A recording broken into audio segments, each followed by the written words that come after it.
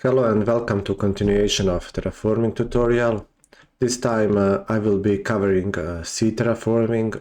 I have already covered basic terraforming of the land, and then this is like logical continuation to it. We'll cover the seas, and then I will be making one more tutorial covering advanced terraforming, but that will come after this one.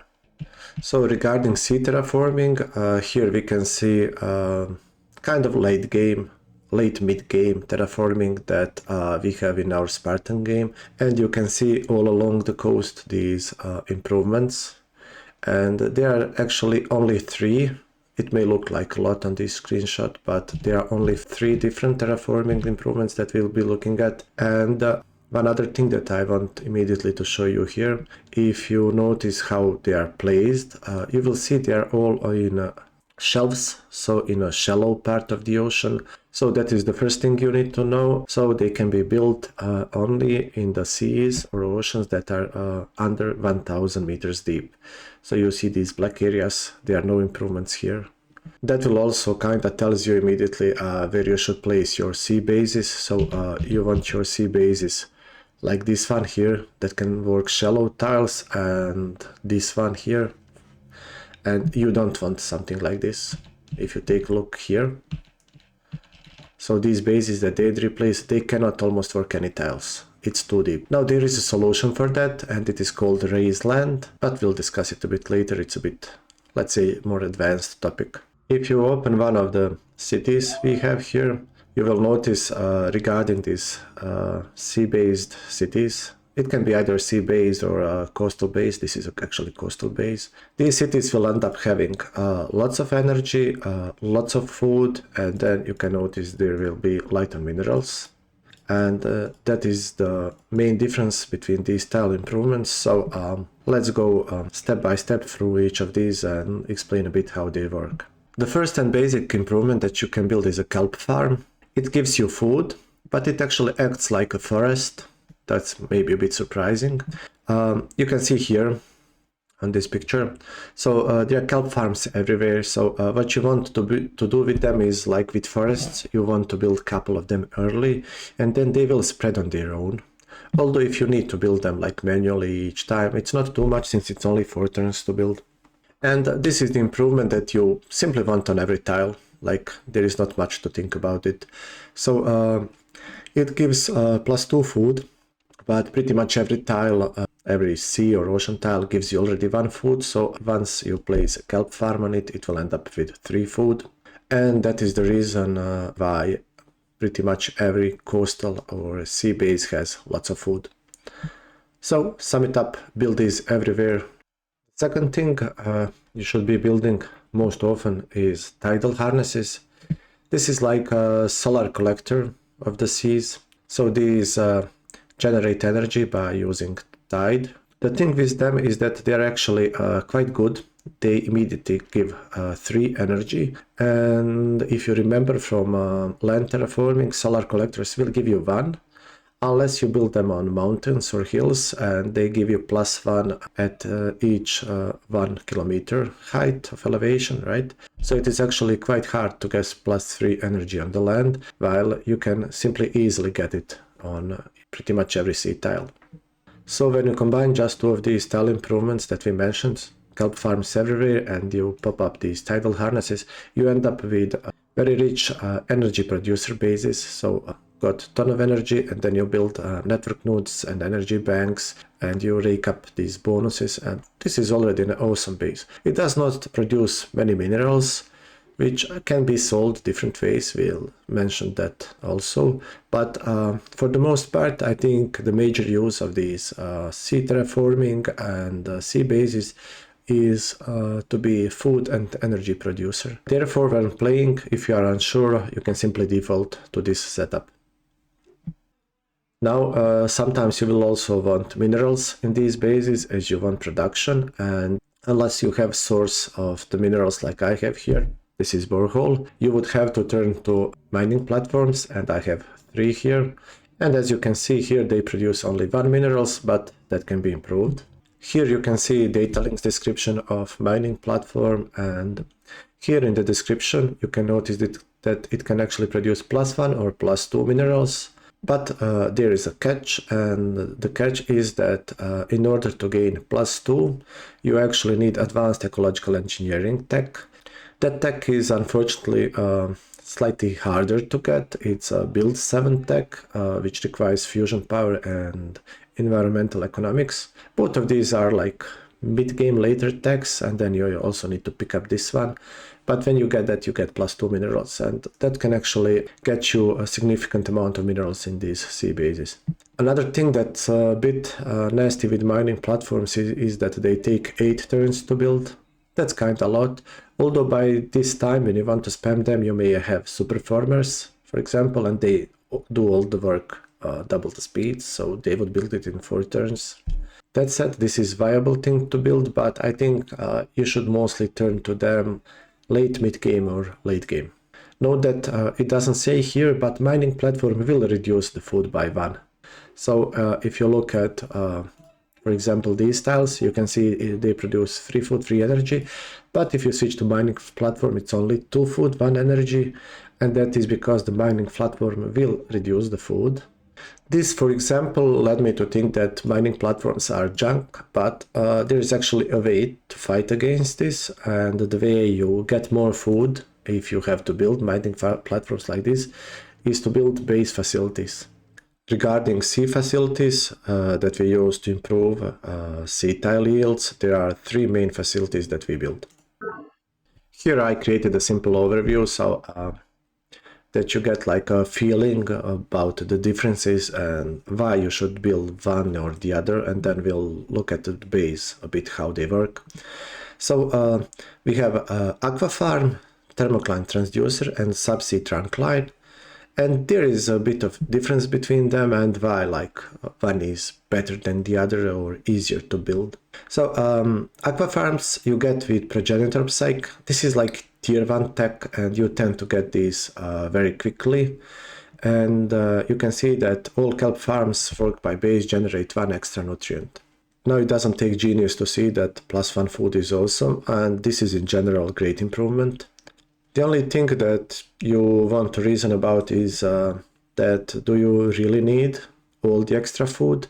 Because one thing that you need to reason with yourself about these aqua farms is that although they are great and they give extra food, it may be that you don't need actually this extra food. Sea bases usually have lots of food, so there may be other improvements that you may build before this one. One good use for these aqua farms, I have one here, right there, is that you can use them in bases like this one. For example, this base has very few tiles since I packed the bases closely. As you can see, the base cannot use these tiles. And then I use the land to gather minerals, so forests and boreholes. And then the base cannot actually grow much because it's only 7 pop, because it doesn't have food. And then of these few tiles that I can use on the sea, I want maximum yields from them. And you can see that here we get 4 food. And that is because aqua farm is giving us +1 on top of 3 from kelp farm. And here in this base you can notice that aqua farm actually fixes these mining platforms. Because if you want to gain extra minerals in the base, since this base has like really low minerals, I built a couple of mining platforms and then used aqua farm to get the food up to +3. So this base can keep up the good growth and gather minerals at the same time. Next to thermocline transducers, it's a simple base facility that gives you 1 extra energy for each tidal harness. And unlike aqua farm, it actually doesn't cost any maintenance. The mineral cost is the same. So it turns out to be like a simple mineral to energy conversion facility. And it's up to you to decide at which point you want to build thermocline transducer. For 80 minerals, which is not little, you will get like 4 or 5 or 6 or 7 energy per turn, which in general means that you want to build this facility in larger bases, and it can pay off like in 20 or 30 turns depending on the base size, especially if you have facilities like network node and energy bank. And lastly, we also can build subsea trunk line. Now this facility is also a bit harder to get. It's hidden behind planetary economics.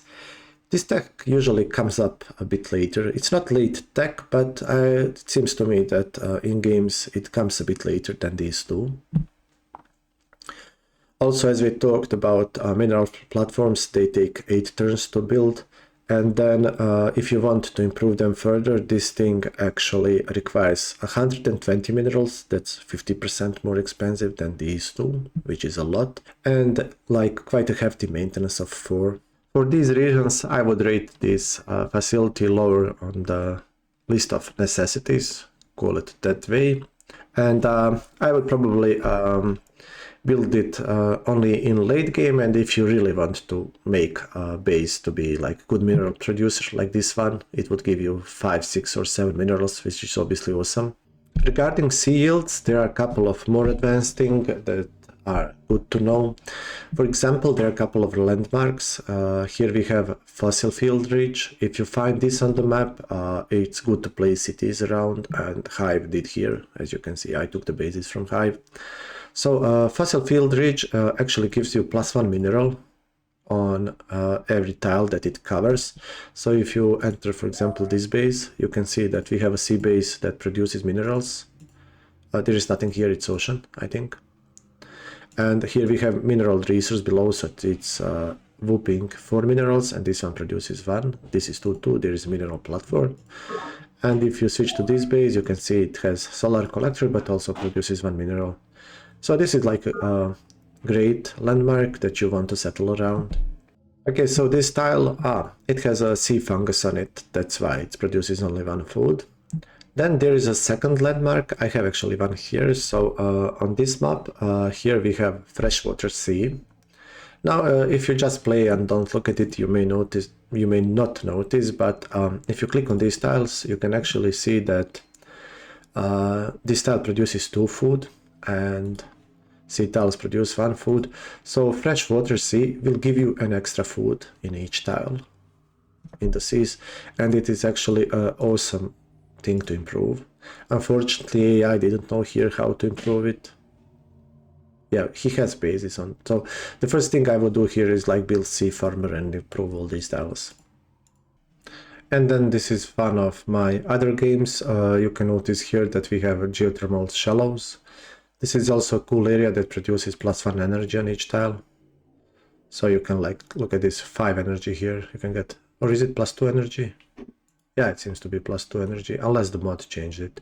So if you find this area on the sea, you want to settle this as well. In a rare occasion when you want to actually raise land up, I would do that maybe, as I said, if I have like fossil field reach in the ocean, if that's possible on the large depth, I would want to raise it to use that perhaps.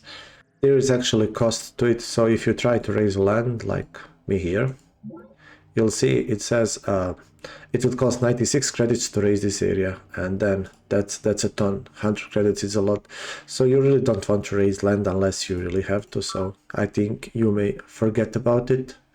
So for the very end, let's mention the actions that we didn't so far. So that is plant sea fungus and remove sea fungus. In general, you don't want to do this. What you want is to build kelp farms, and they will remove the sea fungus for you. But if you really want to remove it, for example, the cases are when the fungus is on resource, so you want to remove it. Use fungicidal foil formers. You get this relatively early, and then the game will give you these as default. So they will remove fungus at double speed, so use them. Plant sea fungus is something that you will not be using unless you're like playing Daedry or Chadone, which have fungus bonuses. So that's a really rare case. And on topic of automating sea formers, you can do it and they work well. But the one thing they do like to spam is these mining platforms, and it's a bit nasty. So I would suggest you to first build kelp farms and tidal harnesses to grow the bases, and then let the AI later to build mining platforms, because they will reduce food, so you really want aqua farm to make up for the loss of food. Just letting sea farmers automate your bases could actually slow your growth. I think this is everything that I wanted to cover for this tutorial, so thank you for watching and go enjoy the game.